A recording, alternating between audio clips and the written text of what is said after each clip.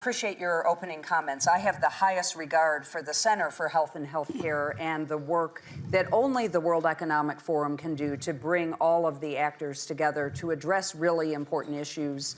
I had the honor of serving as the chair of the Health and Healthcare Governors during January 2020's meeting when we first were planning for what we then know, of course, was a global pandemic. And I admired then, and I continue to admire now, how the World Economic Forum thinks ahead. And so, as Sham said, the goal of our discussion today is to really talk about what can we and should we be doing to make sure our health systems are prepared for any future crisis that might come along that requires global collaboration and participation, and how can we be sure that we learn from the past to strengthen systems for the future? And that will be the goal of our discussion today. We do have a very esteemed panel of experts here that I'm honored to introduce. And in introducing each of them, I'm going to ask them to give some opening comments as well about the key components, very briefly, that each of them believe health systems should prioritize for an effective response to a potential crisis. And of course, it's our honor always to have Dr. Tedros with us, the Director General of the World Health Organization. And Dr. Tedros, may I ask you to answer that very simple question to start with? Thank you. Can you rephrase maybe the question? Yes, of course. At the highest level, what do you think health systems should prioritize for an effective response to a potential crisis? Yeah. I think that's a big question, but I would like to start with especially the disease X. It's attracting a lot of attention, and I hope you have seen in the social media. But it's not a new idea. The first time we used the terminology was in 2018. The discussions were in 2017. I was just new Director General.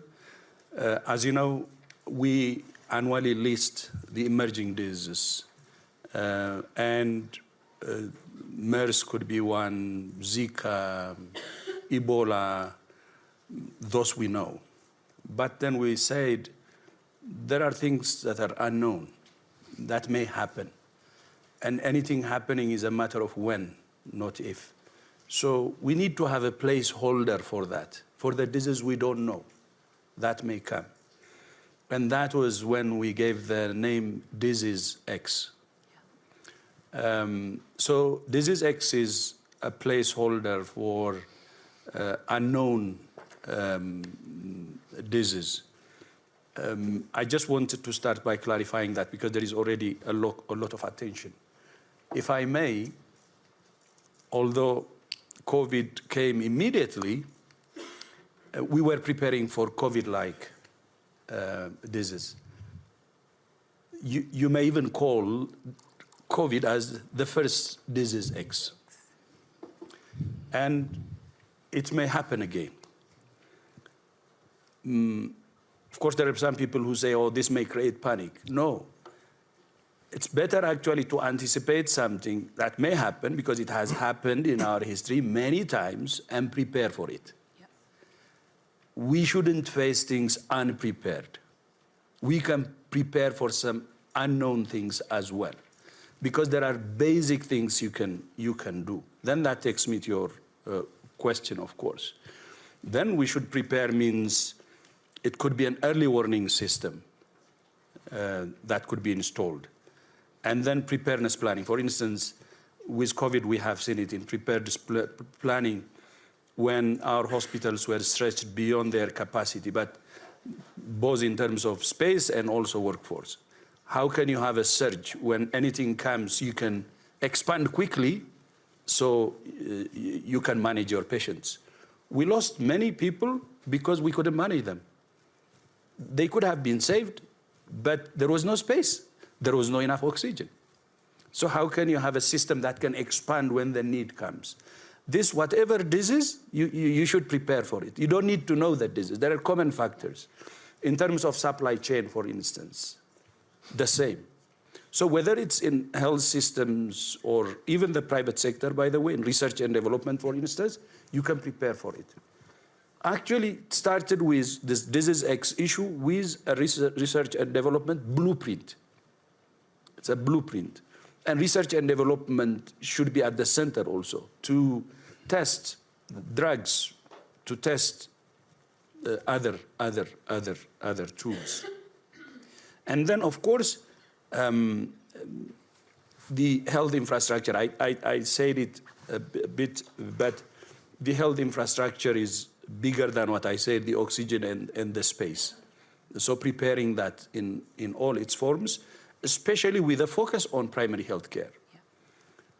High-income countries were surprised because their investments in the last many decades was on high-tech technology, cutting-edge technology in tertiary services, even robotic surgery, but their investment in primary health care was not there. Even some countries couldn't do contact tracing.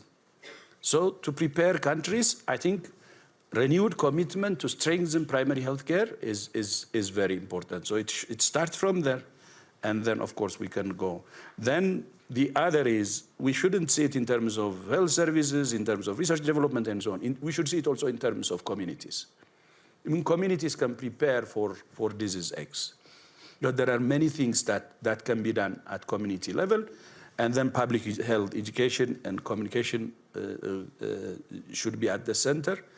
So this is what I would like to say as a start. Thank you. Thank you, Dr. Tedros. And we'll come back and drill down into some of those comments in a moment.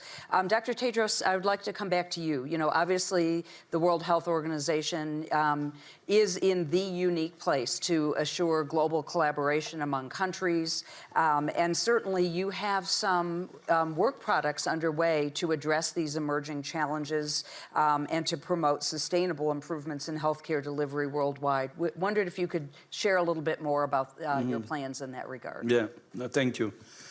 I think I should start from thanking AstraZeneca also. Thank you. What Michel said is correct. I think he asked, also said my friend to attest to it. Since I'm here, I hope I represent both of us. And AstraZeneca, the vaccine, has reached many developing and middle and low-income countries, and the volume he said. And we're very, very grateful. So we know that. And the technology transfer you have made with other countries to produce, and I think that really, really helped. And that could be a model for the future. So I fully agree with what you said with regard to AstraZeneca's contribution. And where recognition is due, it should be given. And this is an honest witness. I think Seth is saying that. So thank you so much, Michel, and AstraZeneca. Then on the issues, I think to prepare, of course, as I said, after we started putting a placeholder, the first that came was in the disease X is COVID. So we have experience now.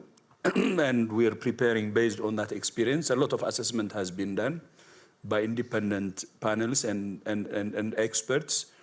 And based on the recommendation, many initiatives we have already started many initiatives. And one is together with many partners, by the way, it's not just WHO, but with many partners, for instance, with the World Bank and other colleagues, we have established a pandemic fund. So that's basically for preparedness, and some countries have already benefited from it, and second round is in the pipeline. And then there are enhanced systems tools we're working on. For instance, one of the problems, as you may remember, is the equity. Again, while thanking AstraZeneca, it was a serious problem. Many countries, high-income countries, were hoarding vaccines, and low-income countries were not getting vaccines. Access was a problem. And to address the equity problem, we have established the mRNA technology transfer hub in South Africa. This is to increase local production. And 15 countries are participating, and Brazil is one, which is already represented here. But there are countries represented almost from every region, Europe, Asia, the Pacific, Latin America, Africa, and so on. So that's going well, and we hope we will have an increased production capacity that can address the equity problem.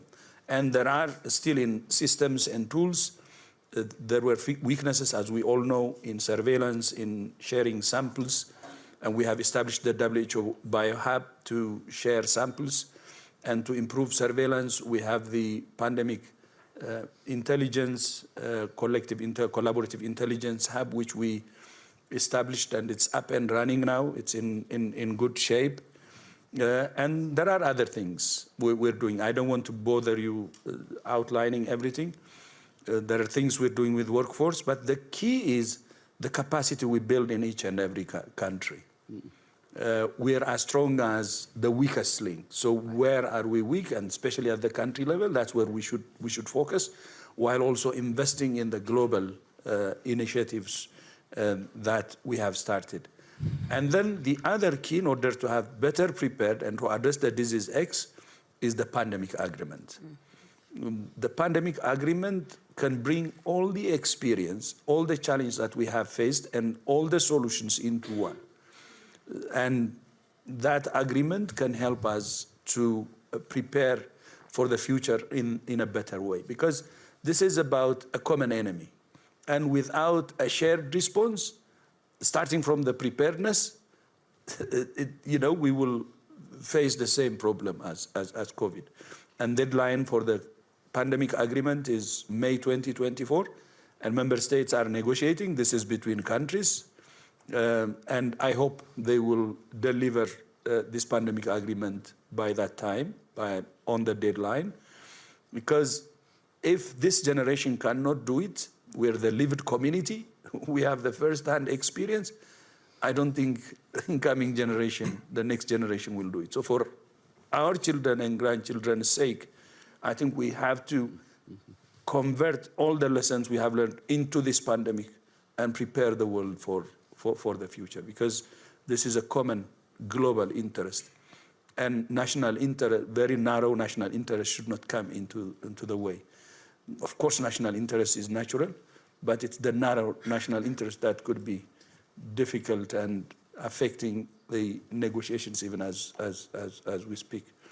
So we're still not prepared, but I think there are many moving parts we have started, good ones, all of us together, that can prepare us better if we focus on the implementation of these initiatives. Thank you, and back to you. Thank you, Tedros.